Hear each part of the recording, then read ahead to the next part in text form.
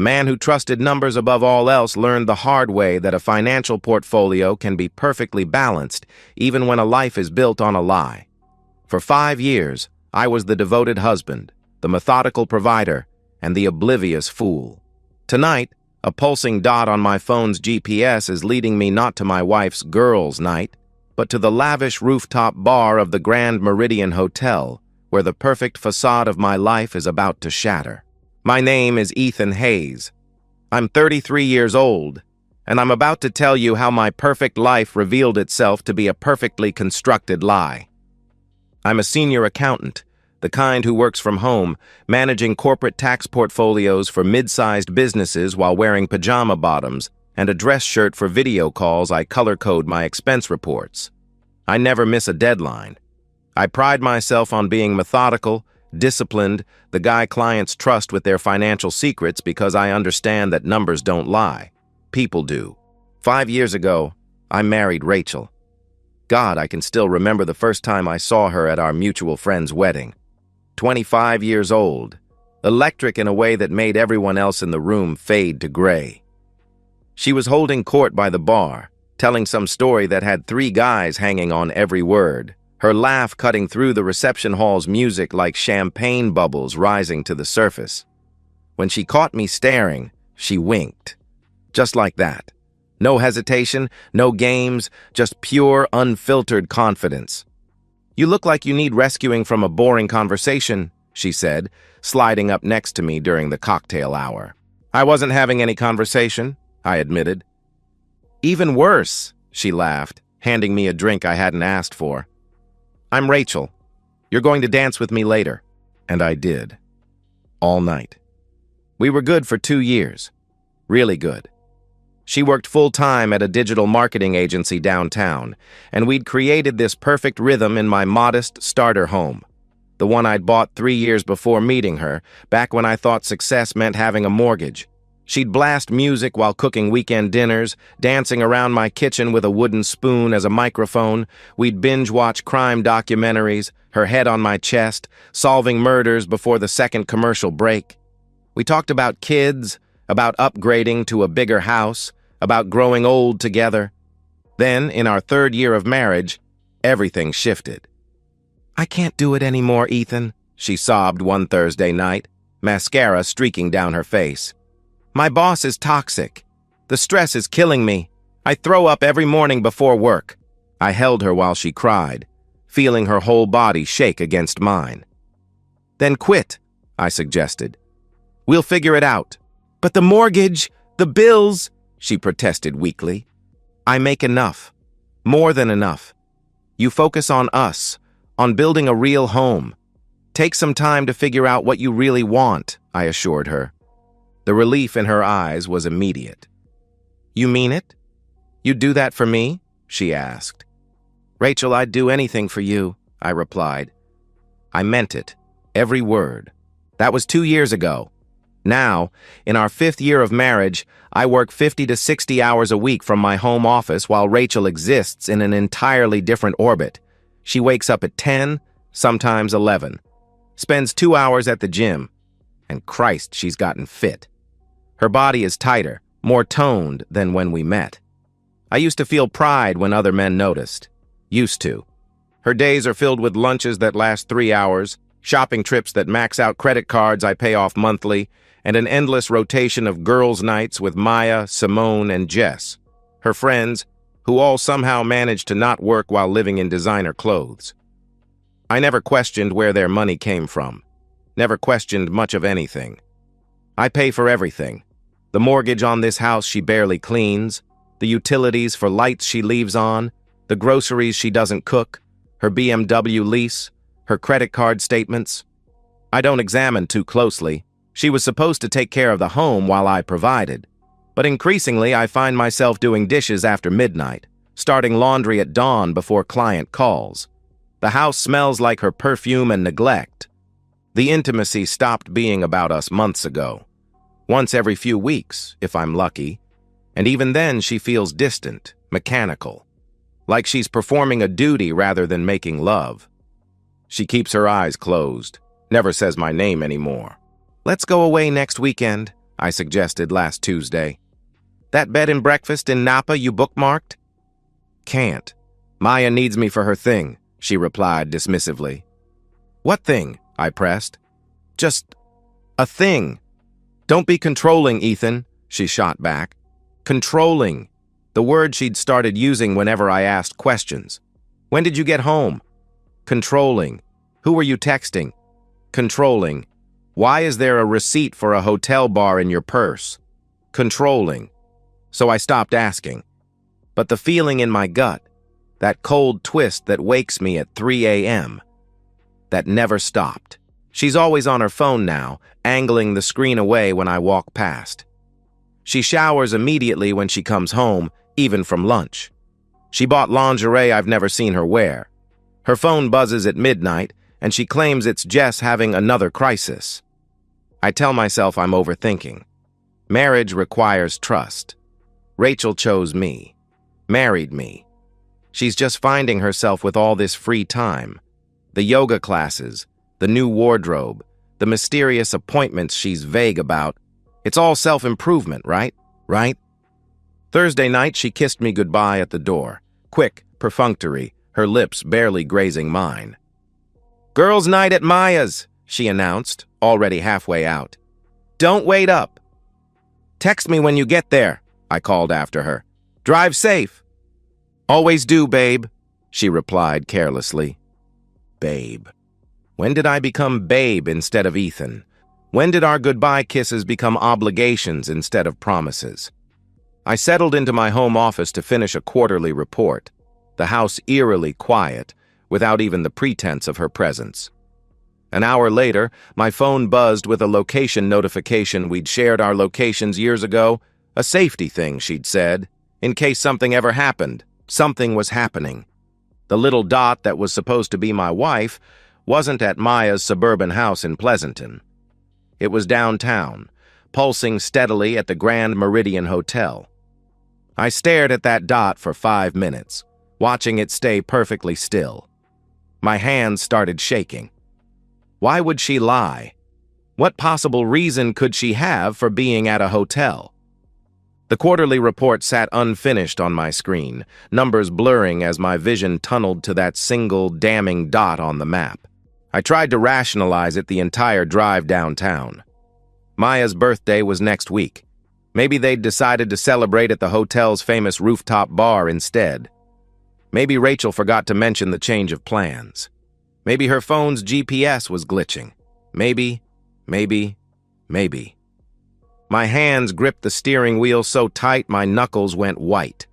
20 minutes through Thursday night traffic, every red light an eternity, every rational thought fighting against the sick certainty spreading through my chest. The Grand Meridian's glass tower reflected the city lights like accusations I wasn't ready to face. I parked 3 blocks away, didn't want her to spot my car if she happened to leave. The walk felt both endless and too quick, my footsteps echoing against concrete, matching my hammering heartbeat. The hotel lobby was all marble and modern art, the kind of place that charges $30 for a martini and makes you feel underdressed in anything less than Armani. The elevator to the 24th floor took 43 seconds. I counted every one. The doors opened to Eden, or hell, depending on your perspective. The rooftop bar throbbed with bass-heavy music and amber lighting that made everyone look like they were filmed through honey-young professionals clustered around high-top tables, gesturing with cocktails that cost more than most people's hourly wage. The windows offered a panoramic view of the city, lights twinkling like fallen stars. I scanned the room methodically, the accountant in me cataloging faces, positions, exits, booth by booth, table by table, until... There, corner booth, pressed against floor-to-ceiling windows. Rachel was straddling someone's lap, her dress hiked up to mid-thigh, her body moving in a rhythm I recognized but hadn't felt directed at me in months. The man beneath her, tall, athletic, with that carefully styled hair that screamed money, had his hands on her waist, her neck, pulling her deeper into a kiss that looked like they were trying to devour each other. My vision went red, then white, then crystal clear. I pulled out my phone, some primitive instinct overriding the shock. The record button felt like a trigger under my thumb. I captured everything. 30 seconds of her fingers in his hair, 15 seconds of his hand sliding higher up her thigh, 10 seconds of her throwing her head back in laughter at something he whispered. The kind of laugh she used to give me, back when I was enough. 1 minute? 2. They were so lost in each other they wouldn't have noticed if the building caught fire. I walked forward, each step deliberate, controlled. 3 feet away, close enough to smell her perfume, the one I bought her for Christmas, mixed with his cologne. "Hey, babe," I said, my voice cutting through their bubble. 2 words! That's all it took to shatter their world like I'd thrown a brick through the window. Rachel's head snapped up so fast, she might have given herself whiplash. The color drained from her face like someone pulled a plug, leaving her looking ghostly under the bar's amber lights. She scrambled off his lap, knocking over a martini glass in her panic. It shattered on the floor, gin pooling across the table like spilled secrets. "Ethan? What? Why are you here?" she stammered, her voice high with panic. The man looked irritated, confused, like I was interrupting something important. "Who the hell is this?" he demanded. I kept my voice deadly calm. "I'm her husband." You could have heard a pin drop in the sudden bubble of silence around us, even with the music still pounding. The man's jaw literally dropped, a cliché I'd never seen in real life until that moment. He looked at Rachel, then back at me, his face cycling through confusion, understanding, and panic. "You're married?" he shouted at her. "You told me you were divorced." I held up my phone, turned the screen toward them. The video played on repeat, their passionate embrace in perfect HD clarity. "Got everything on camera, Derek," I announced. I'd seen the name on her phone earlier that week, a text preview that popped up during dinner. "Can't wait to see you Thursday, Derek." She'd grabbed her phone so fast she knocked over her wine. Derek Lawson, I could tell from his reaction he was someone who mattered, someone with a reputation to protect, stood up, hands raised like I was pointing a gun at him instead of a phone. "Look, man, I had no idea," he started explaining frantically. "She said she was single. I swear I wouldn't—" I didn't let him finish. My fist connected with his jaw with 5 years of suppressed suspicions behind it. He stumbled backward, crashed into the booth, his expensive suit suddenly not providing much protection. I hit him again. Ribs, stomach, the soft spots that would hurt for weeks. He tried to block, but I was running on pure adrenaline and betrayal, a combination that made me feel invincible. He collapsed to the floor, curled up, groaning. Designer shoes scuffed, silk tie askew. Mr. Perfect reduced to a whimpering mess on sticky bar carpet. The entire rooftop had stopped to watch. Phones out, recording, some people actually cheering. I'd become their Thursday night entertainment, the cuckold husband getting his revenge in real time. Someone would definitely post this online within the hour. Rachel was screaming, "Stop! Please stop! Ethan, you're going to kill him!" she wailed.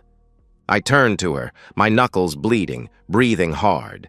She was crying, black mascara creating rivers down her cheeks, reaching for me with hands that had just been all over another man. "Don't," I commanded, the single word sharp enough to cut. She froze. "Don't come home. Pack your stuff and leave." I walked out through the crowd that parted like the Red Sea, past the stunned bartenders, past the security guard who was just now realizing something had happened, into the elevator, down to the lobby, out into the cool night air that felt like the first clean breath I'd taken in months. In my car, hands still shaking, I forwarded the video to David Brennan, a divorce attorney I'd once worked with on a client's estate planning, ruthless, thorough, and expensive. Worth every penny. Subject line, emergency, need you tomorrow morning. I didn't go home. Couldn't face our bed, our kitchen, our life that was now just evidence of my stupidity. I checked into a Marriott across town, lay on sterile white sheets, and stared at the ceiling while my phone exploded with calls and texts from Rachel. 17 missed calls, 6 voicemails I deleted without listening. Text after text. Please let me explain. It's not what you think. I love you. Ethan, please. I'm sorry. Please come home. At 2 a.m., David Brennan replied, "Saw the video. Don't delete anything. Don't talk to her. Come to my office at 8 a.m. We're going scorched earth." Scorched earth. I like the sound of that. Friday morning, 8 a.m. David Brennan's office occupied the entire top floor of a building that screamed success. Glass walls, chrome fixtures, a view that made you understand why his retainer started at $10,000. He was studying the video on his laptop when his assistant showed me in, replaying it with the clinical detachment of a surgeon examining a tumor. "This is a gift," he said without preamble. "Adultery, caught on video, in public. Multiple witnesses. You own the house outright, purchased before marriage. She has no job, no income, documented infidelity. We file for fault-based divorce, she gets nothing." "Nothing?" I repeated, the word tasting like vindication. "No alimony, no property settlement, nothing," he confirmed. "She quit her job 2 years ago, voluntary unemployment, no grounds for support house is premarital property, she never contributed to mortgage or improvements. Clean break." I leaned forward. "I want her out. Today."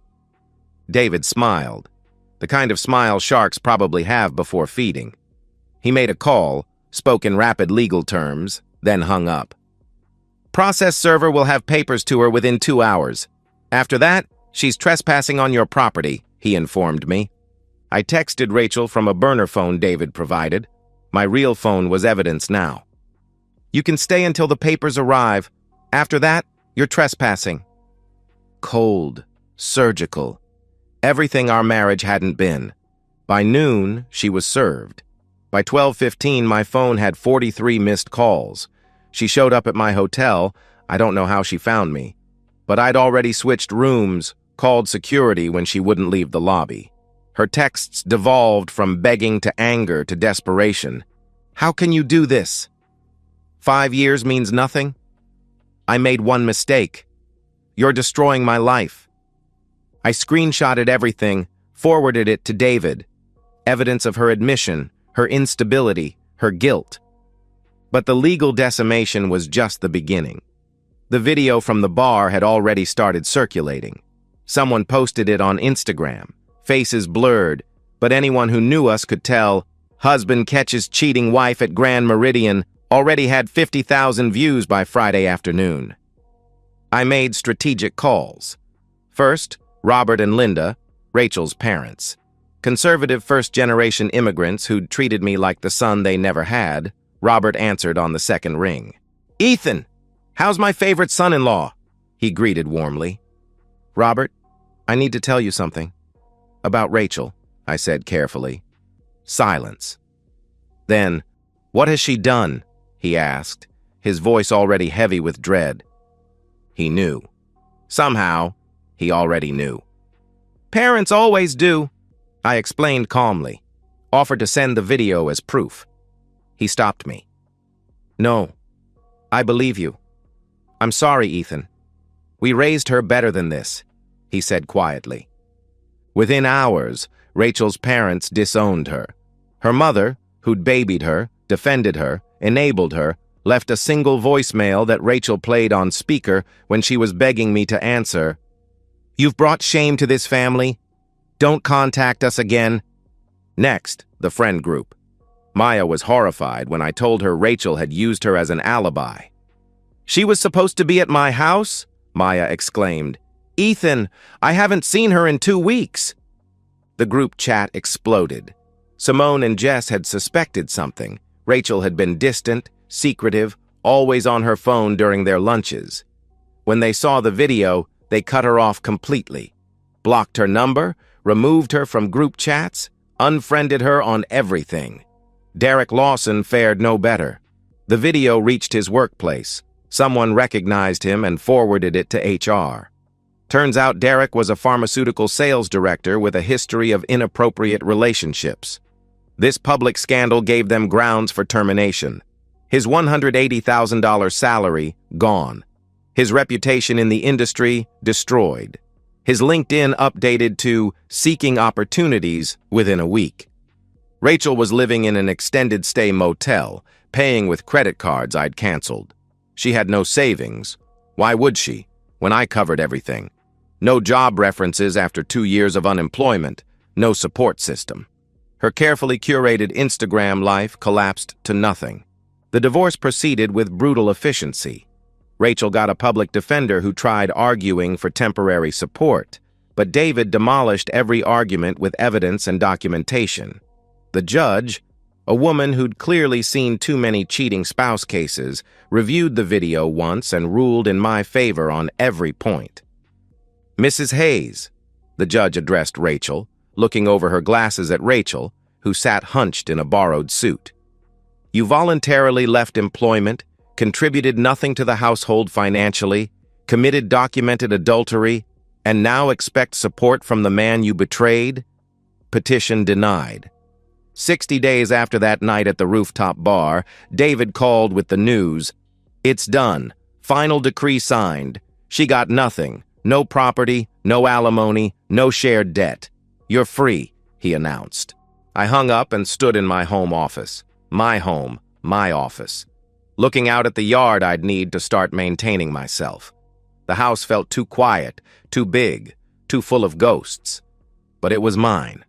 Every square foot purchased with my discipline, my work, my trust that had been weaponized against me. That evening, I drove past her motel. Her BMW was gone. Repossessed, probably. The parking lot was full of cars held together with duct tape and hope, people who'd hit bottom and were trying to climb back up, or just trying to survive another day. I wondered if she was in there, staring at walls that weren't hers, wearing clothes from discount stores instead of Nordstrom, eating ramen instead of sushi. Then I drove home, parked in my garage, and closed the door on that chapter forever. 3 months after the divorce was finalized, 5 months since that night at the rooftop bar, I'd gutted the house of memories like cleaning out an infection. New furniture, new paint, new art that didn't remind me of weekend antiquing trips where she'd charm sellers into discounts. I started working out again, my body remembering what it felt like to move without the weight of suspicion, reconnected with friends who said they'd noticed something was off but didn't want to interfere. Landed 2 high-profile clients who appreciated my attention to detail, my reliability, my inability to lie even about numbers. I was building something new from the ashes she'd created. Then, on a gray Saturday afternoon in November, my doorbell rang. I opened the door, and there she was, a ghost of the woman I'd married. She'd lost weight, the kind that comes from stress, not gym sessions. Her hair hung limp, unstyled. She wore Walmart clothes that didn't fit right, the kind you buy when you need something clean more than something flattering. Her eyes were hollowed out, red-rimmed, ancient. "What do you want?" I asked, my voice flat, emotionless. I'd practiced this moment 100 times in my head. In some versions, I slammed the door. In others, I laughed. In reality, I felt nothing. "Can I come in?" she pleaded. "Please, just for a minute. I need to talk to you." I could have refused, should have. But some perverse curiosity made me step aside. I let her into the foyer, no further. She didn't deserve to see what I'd built without her. She looked around at the changes visible from the entrance, her face crumpling. "You've changed everything," she observed, her voice breaking. "Fresh start," I replied simply. "Ethan, She took a shaky breath. "I wanted to tell you I'm sorry. I know it doesn't mean anything now, but I need you to know I'm sorry for what I did, for how I treated you, for everything." "For cheating on me?" I cut in, my voice turning sharp, surgical. "For lying about where you were going? For letting me pay for your entire life while you met another man?" She flinched like I'd slapped her. Tears spilled down her cheeks, not the pretty tears she used to deploy during arguments, but ugly, desperate ones. "I know," she sobbed. "I was selfish. I was stupid. I took you for granted. I thought I could have everything. The security you gave me and the excitement with Derek, I convinced myself I deserved it. That you wouldn't find out. That somehow it would all work out. That you could get away with it. I finished for her. Yes, she admitted, her voice breaking completely. And I'm paying for it. I've lost everything, Ethan. My parents won't speak to me. They told the rest of the family I'm dead to them. My friends want nothing to do with me. I'm working retail at a discount store for $14 an hour. I live in a studio apartment that smells like the last 10 tenants cooking. I can barely afford groceries. Derek blamed me for ruining his career, said I should have told him I was married. I studied her, this stranger wearing my ex-wife's face. Waited for something, sympathy, satisfaction, anger. Nothing came. I'm not here to ask you to take me back, she continued quickly. I know that's impossible. I just needed you to know that I understand now what I had, what I threw away. You were good to me, Ethan, better than I deserved. And I destroyed it because I was bored and entitled and thought the grass was greener. Why are you really here, Rachel? I pressed. She hesitated, then pulled out a folded paper. Rental application denial. Bad credit, no references, no cosigner. I'm being evicted, she confessed. I can't make rent anymore. No one will approve me for anything. I tried getting a loan, but I have nothing.